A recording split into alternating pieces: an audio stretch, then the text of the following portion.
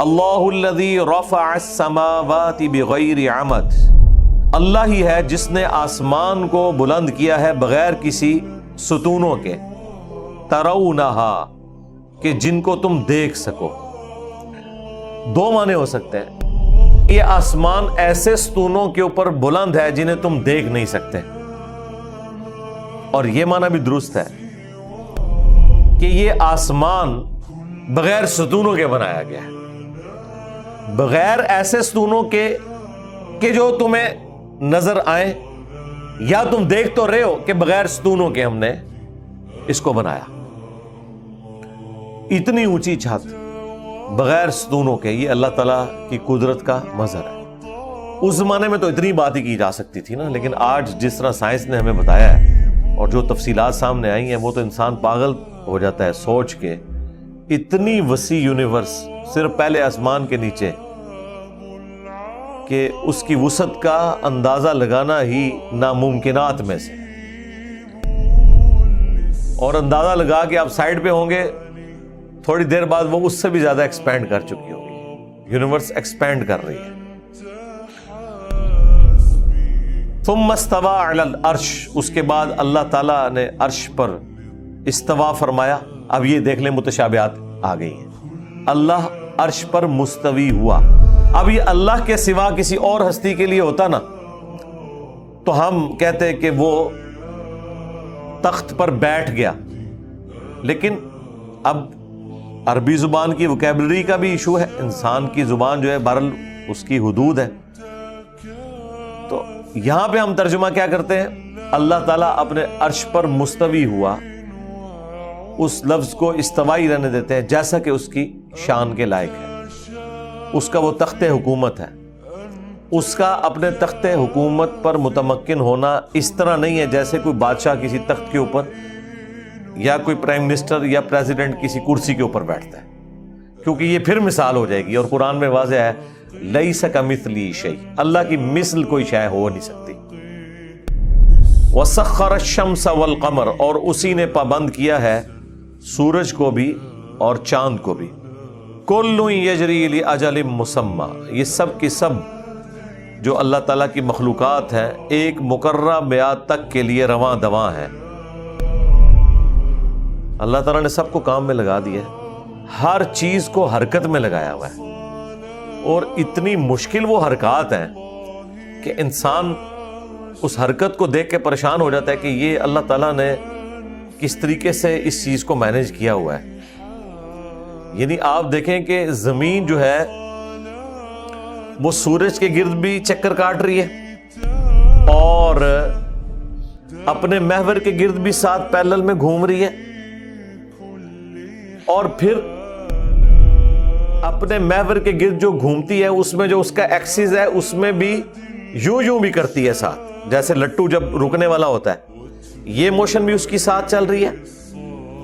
اور چوتھی موشن یہ ہے اس کی کہ وہ جب سورج کے گرد جو گھوم رہی ہے نا تو پورا نظام شمسی بھی پوری رفتار کے ساتھ پچھلے اربوں سال سے ویگا سٹار کی طرف جا رہا ہے، اور وہ جو اس کی رفتار ہے وہ انبلیویبل ہے، ایک سیکنڈ میں 1000 کلومیٹر۔ سورج ایک سیکنڈ میں 1000 کلومیٹر یوں جا رہا ہے، اور زمین جو ہے نا اس کے گرد گھوم رہی ہے، وہ ایسے تو گھوم بھی رہی ہے، ایسے بھی 1000 کلومیٹر طے کرتی جا رہی ہے۔ وہ آپ ذرا ڈسکوری چینل پہ اور نیشنل جیوگرافی پہ دیکھیں، وہ مطلب پاگل ہو جاتا ہے دیکھ کے۔ آپ کو تو صرف یہ پتا ہے کہ ایسے گھوم رہی ہے، نہیں، صرف ایسے نہیں گھوم رہی، وہ ساتھ ایسے بھی گھوم کے آگے بھی ٹریول کر رہی ہے، 1000 کلومیٹر ایک سیکنڈ میں بھی طے کر رہی ہے۔ پریشان۔ اور یہ تو ایک چھوٹا سا ایک آپ کو یہ سولر سسٹم نظر آ رہا ہے، اور پھر یہ پوری کائنات کتنی بڑی ہے، یہ تو اللہ تعالیٰ ہی سارے معاملات کو دیکھ رہا ہے۔ یدبر الامر، وہی تدبیر فرماتا ہے کاموں کی، یفصل الآیات لعلکم، اور وہ اپنی آیات کو کھول کر بیان کرتا ہے تاکہ لعلکم بلقاء ربکم توقنون، تاکہ تم اپنے رب سے ملاقات کا یقین کر سکو۔ یعنی اللہ تعالیٰ اپنی قدرتوں سے اتنا عیاں ہے کہ اگر اللہ تعالیٰ کو کسی نے پہچاننا ہے نا تو وہ یہ قدرت کی نشانیاں دیکھ کر پہچانے گا اور وہ اس رزلٹ پہ پہنچے گا جو سورہ آل عمران میں بھی آیا، ربنا ما خلقت هذا باطلا سبحانک فقنا عذاب النار۔ اے اللہ یہ ساری چیزیں تو نے باطل پیدا نہیں فرمائی، یقیناً پرپس فل ہیں، تو مجھے بھی کسی مقصد کے تحت ہی بنایا ہوگا، تو مجھے آگ کے عذاب سے ہمیں بچا لے، آمین۔ تو اللہ تعالیٰ ہمارا ہے کہ ان لوگوں کی نشانیاں ہیں جو اپنے رب سے ملاقات کا یقین کرنا چاہتے ہیں، ان کے لیے اللہ تعالیٰ نے یہ نشانیاں رکھ دی ہیں۔ وَهُوَ الَّذِي مَدَّ الْأَرْضِ، اور وہی ہے جس نے زمین کو پھیلایا، وَجَعَلَ فِيهَا رَوَاسِيَ وَأَنْهَارًا، اور اس نے اس میں پہاڑ بھی رکھ دیے اور دریا بھی رواں کر دیے۔ اس کی خوبصورتی والا معاملہ تو ایک الگ سے، اس کی جو انسانی زندگی کے لیے اہمیت ہے، ان پہاڑوں کی، زمین کی سٹیبلٹی کے لیے، اور پانی جو زندگی کا نشان ہے اس پلانٹ ارتھ کے اوپر، اس کا کیا واٹر سائیکل اللہ تعالیٰ نے بنایا ہے۔ وہی سورج ہے جو سمندر کے پانی کو ایویپوریٹ کرتا ہے، وہی سورج ہے جس کی وجہ سے دنیا میں ہوائیں چلتی ہیں اور اس پانی کو اٹھا کے وہ زمین پہ بارش کی شکل میں برساتی ہیں، اور پہاڑوں پر گلیشیئرز کی فارم میں، پھر اسی سورج کی تپش کی وجہ سے وہ برف کے گلیشیئر پگھلتے ہیں، ان میں سے پھر پانی رواں ہوتا ہے، جو پہاڑوں میں سے ہوتا ہوا انسان اس کو یوز کرتے ہیں، اور زمین کے اندر بھی پانی کے دریا چلتے ہیں جو ہم زمین سے پانی نکالتے ہیں۔ تو یہ سارے کا سارا واٹر سائیکل اللہ تبارک و تعالیٰ نے رواں کیا ہے۔ وَمِن كُلِّ الثَّمَرَاتِ، اور ہر قسم کے پھلوں میں،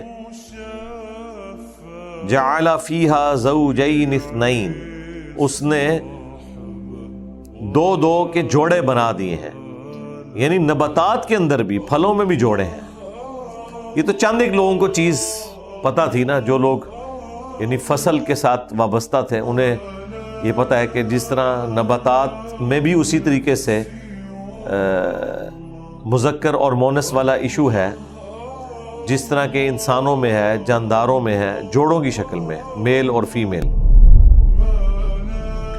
یغشی اللیل النہار،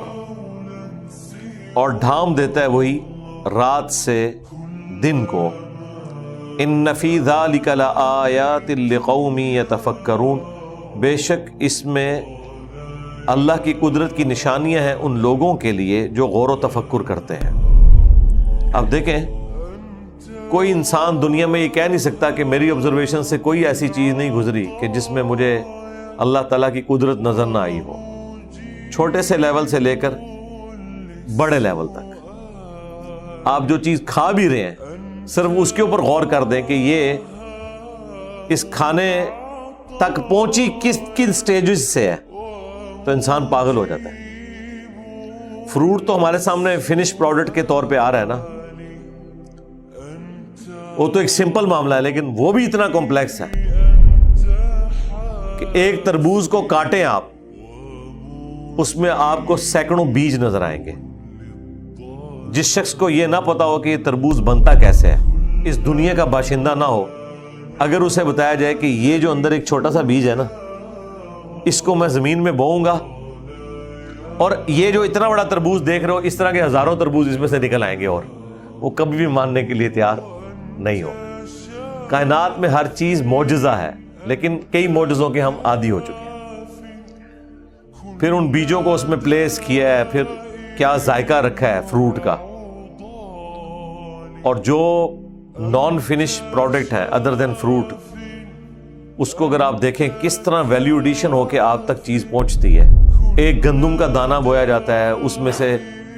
بالیاں نکلتی ہیں، پھر وہ پکتا ہے، اس کے بعد اس کا بھوسا الگ ہوتا ہے،